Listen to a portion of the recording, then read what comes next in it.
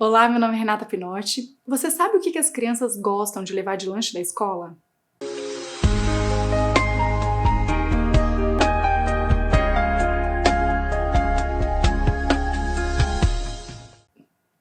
A Gabriela, ela é nutricionista, ela é minha ajudante aqui no consultório, né, no meu trabalho, ela me ajuda em vários projetos meus. E nós tivemos a ideia de montar um livro de receitas de lanches escolares. E ela adorou esse tema e se dedicou. E ela também cuida de criança e nas horas vagas ela presta um serviço de babá para algumas crianças, né, já há alguns anos, durante toda a faculdade, né? E ela teve a ideia brilhante de perguntar para essas crianças o que elas gostam de levar de lanche. E essa ideia foi tão fantástica que eu divulguei também no meu Instagram, e aí outras mães que eu conheço acharam o máximo e também responderam as perguntas que a Gabi fez. Sabe o que foi mais incrível? 18 crianças foram entrevistadas, de várias idades, em fase escolar e pré-escolar. Apenas 6 delas responderam que preferiam algum tipo de alimento industrializado, 1/3.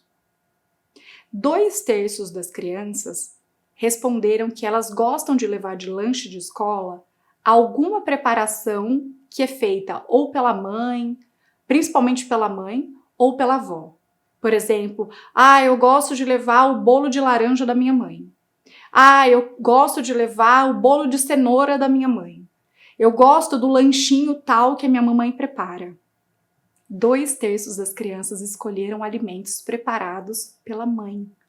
Não foi bolacha, não foi cookie, não foi chocolate. Desse 1/3 das 6 crianças que escolheram alimentos industrializados, dentre eles estão cookie, bolacha, principalmente, são crianças, 3 dessas 6 fazem todas as refeições na cantina da escola. Uma delas, quem prepara o lanche, quem prepara a lancheira, é a funcionária da casa. Então, das 18 crianças, apenas 2 crianças que tinham um lanche preparado pela mãe preferiu um alimento industrializado.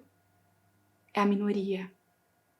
Então, não é verdade quando adultos dizem que criança gosta de doce, que criança gosta de bolacha, que criança gosta... Isso não é uma regra. Criança gosta do que a gente ensina ela a gostar também. Criança gosta do que a gente prepara para ela com amor. E a alimentação vai muito além do nutriente e muito além do sabor só. A alimentação, ela permeia todas as nossas relações e vínculos. Então a criança se conecta com esse amor. E a Gabi também me contou um outro episódio muito importante e simbólico que aconteceu num piquenique que ela organizou com as crianças. Eram 4 crianças. 3 delas levaram um bolo ou um lanchinho que a mãe fez. Então uma levou um bolo de laranja, outra levou um bolo de amora, outra levou um bolo de chocolate, que a mãe preparou. A 4ª criança levou um cookie industrializado, porque a mãe não teve tempo de preparar. Todas as outras crianças comeram o cookie que ela levou e adoraram também o cookie. Só que ela ficou triste, porque ela era a única criança que a mãe não fez um alimento para ela levar. E um outro fato que eu observei trabalhando com as crianças que têm alergia alimentar é que essa é uma outra exigência da alergia muitas vezes, que os pais preparem o lanche da criança. Porque não tem alimento pronto para o consumo, às vezes sem um alérgeno. Ou sem também o traço, né? E aí essas crianças passavam a levar alimentos que eram preparados pelos pais, pela família, pelo cuidador. Então um bolo, um biscoito, mas que foi feito em casa. E aí eu ouvi de algumas crianças que estavam em volta de uma criança que levou o lanchinho preparado pela mãe por ter alergia, e eles viraram e falaram assim, eu também queria que minha mãe fizesse meu lanche. a nossa geração de adultos hoje, levou lanche preparado pela mãe, pelo pai, pelo avô, pela avó, por alguém que cuidava com amor. A gente não tem essa experiência que eles estão tendo. Pra gente, poder comer na cantina era um evento. Levar o dinheiro um dia da semana era super legal, porque era diferente. Só que a gente tinha esse amor, esse afeto. Até hoje eu lembro do cheiro da melancia. Eu não sei se vocês têm essa memória olfativa, eu tenho. Do cheirinho de suco de laranja que minha mãe espremia e batia com beterraba. E chamava de suco maravilha. E eu me achava a Mulher Maravilha, porque eu tinha o suco maravilha na melancia. Então aquele refrigerante não tinha a menor graça pra mim. Porque eu tinha o suco maravilha. Então tem todo um simbolismo que pra mim ele acessa uma memória afetiva até hoje. Bem simbólico e importante pra mim. Só que o que aconteceu é que com o passar dos anos, a exceção virou regra. E hoje a maioria leva na lancheira lanche de pacote. Nada contra existir produtos ultraprocessados industrializados. A industrialização nos ajudou em muitas coisas, principalmente na fase pós-guerra, onde teve escassez de alimento. No mundo inteiro. O processo industrial, ele ajuda a gente a conservar os alimentos por mais tempo. Então a gente tem a liofilização, que transformou alimentos líquidos em pó. Leite em pó, que dura muito mais tempo do que o leite fluido, né? Então a gente tem o refino de algumas farinhas, de alguns grãos, né, transformados em farinhas. Então assim, tem uma série de produtos que nos ajudou. Só que com isso também teve perda de nutriente e teve um desinteresse pelo integral, pelo alimento inteiro. Esse foi o problema. A vida, ela é um pêndulo. Então a gente vai indo para os extremos e sempre que a gente chega no extremo, algo acontece para trazer a gente um pouco mais para o equilíbrio. Chega no outro extremo, algo acontece para trazer a gente para o equilíbrio. Então, o processo industrial foi super importante, só que ele atingiu um extremo hoje de se transformar na base da alimentação da maioria das pessoas, o que não é o lugar deles. A gente pode consumir esses alimentos eventualmente. Que bom que a gente tem essa ajuda de alimento pronto para tirar o peso e a obrigação da cozinha o tempo todo.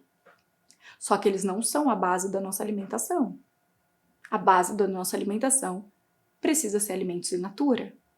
E o excesso desses alimentos industrializados está acarretando um prejuízo para a saúde extremamente significativo. Então as crianças estão com nível de excesso de peso muito superior ao que a gente tinha 10, 20 anos atrás. E os adultos também. E quando a gente se justifica dizendo, eu não tenho tempo, eu trabalho muito, então, opa, alguma coisa tá errada. Porque o que acontece depois? Eu sei porque eu também recebo a outra demanda que já está sofrendo a consequência. Essas famílias precisam deixar os seus trabalhos para poder levar o filho numa consulta de nutricionista, numa consulta médica. Se é uma família que depende do SUS ainda, vai ter que ficar horas e horas esperando para ser atendido, perder às vezes um dia todo de trabalho para passar em uma consulta que também não vai resolver o problema, porque o que a gente vai ensinar nessa consulta? A fazer o que devia ter sido feito antes. Não tem milagre. A gente vai ensinar essa família a preparar mais alimentos saudáveis, alimento in natura e parar de comer tanto alimento industrializado, que é rico em gordura, sal, açúcar e tem alta densidade calórica e baixa densidade nutricional. Então a gente tem que começar a olhar para a saúde, não mais ficar olhando para a doença. E também não é falar em prevenção, porque quando eu falo em prevenção de obesidade, eu estou olhando para a obesidade, eu estou olhando para a doença. É parar de olhar para a doença, olhar para a vida, olhar para a saúde. Então, e outro ponto que a gente precisa prestar atenção é o preço das coisas. Quando um refrigerante é mais barato que água, alguma coisa está muito errada. Então a população vai comprar água ou refrigerante? E assim se induz o consumo de alimento que não é saudável. Um refrigerante, se a pessoa tiver vontade, né, vai tomar o quê? Um golinho ali, um copinho ali para matar a vontade daquele refrigerante. Mas não para matar a sede. Não é um tipo de alimento para você matar a sede. Senão a quantidade que você vai consumir vai ser exorbitante. Matar a sede é água. Você tá com vontade de comer um doce? Você vai comer um doce. Mas não é para matar a fome com doce. Você vai servir de uma refeição nutritiva. E aí você pode comer um docinho para matar aquela vontade de comer aquele docinho. Não tem problema. Agora, se esse doce é a base da sua alimentação, você vai deixar de consumir os nutrientes que você precisa para o seu corpo, seu organismo funcionar de forma adequada, e você vai comer em excesso o que você não deveria estar consumindo nessa quantidade. Então você vai ter prejuízos, não tem como. Se é difícil para um adulto mudar um hábito, imagina para uma criança que não tem nem poder de compra. Depende do que os pais compram e do que os pais preparam. A gente não tem como responsabilizar uma criança pelo hábito alimentar que ela instaurou. Não é o que ela gosta, é o que ela aprendeu a gostar porque foi oferecido. E a dieta não é para a criança, não é uma dieta, não é restrição. A alimentação ela é saudável para toda a família. Não adianta todo mundo comer de uma forma, então todo mundo janta cachorro quente e a criança tem que comer salada. Como? Então a base de uma alimentação saudável ela é para toda a família. E preparar alimentos faz parte. Ah, mas eu não consigo todo dia. Não tem problema. Faz o que der. Quando der. Com amor e com alegria. Porque algo que eu ouço muito é: não, mas e as famílias que moram, que têm uma baixa renda, que moram em locais distantes, que não tem essas opções perto? E famílias que trabalham, né, 12 horas por dia, chegam em casa cansadas. Essas crianças não estão imunes a ficarem doentes se elas comerem só bolacha, macarrão instantâneo e carne processada. Porque os pais estão trabalhando muito, mesmo que seja por necessidade. Então a alternativa não é deixar elas comerem só isso todo dia. Porque depois eles também vão ter que parar de trabalhar para cuidar da saúde dos filhos. Não vai ter escapatória. Como a gente pode se ajudar para melhorar isso? Então algumas famílias podem se unir. Ou podem comprar de um que faz marmita, mas comida. E outro ponto, falando de lanche escolar, que tudo isso tá conectado, é a merenda. Hoje tem uma verba destinada para merenda. Para que as crianças tenham uma alimentação de qualidade. Por que tem a merenda? Porque muitas famílias, muitas crianças que frequentam escola pública são de famílias que têm, às vezes, uma renda que não permite que a família nutra todas as crianças de uma forma adequada. Então, de uma certa forma, o governo assegura pelo menos 50% da necessidade de nutrientes do dia através da merenda. Só que agora estão querendo fazer merenda seca. O que significa a palavra merenda seca? Bolacha. Biscoito. Isso vai assegurar nutricionalmente o que uma criança precisa? Não. Isso é o que elas acabam comendo. O que é barato hoje em dia? Biscoito, macarrão instantâneo, carne processada, embutido, salgadinho de pacotão, isopor com sal, como minha mãe dizia quando a gente era criança. O que tem de nutriente nisso? Calorias sem nutrientes. Isso vai dar problema. Um problema com uma conta muito mais alta do que a própria merenda. E que vai voltar para a mesma pessoa pagar o governo.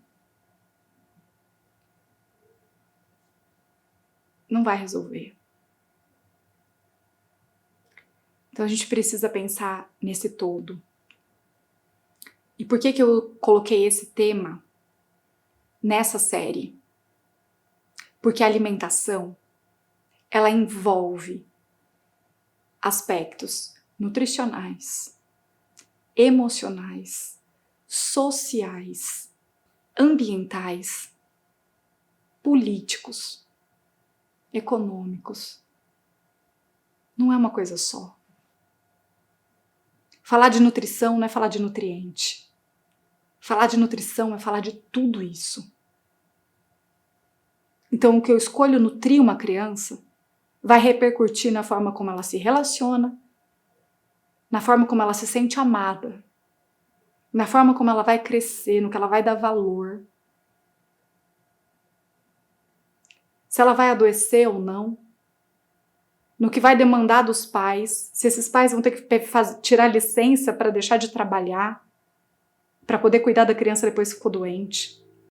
Então não é algo isolado, é algo que tem muitas frentes, é uma rede que se conecta e tudo está interligado. E isso é nutrição. Um grande beijo e até mais. Você gostou desse vídeo? Então deixe seus comentários, porque sua opinião é muito importante para mim. Assim nós poderemos construir esse canal juntos. Se você quiser receber notificações sobre os próximos vídeos que vão chegar no canal, inscreva-se e clique no sininho. Um grande beijo e até mais!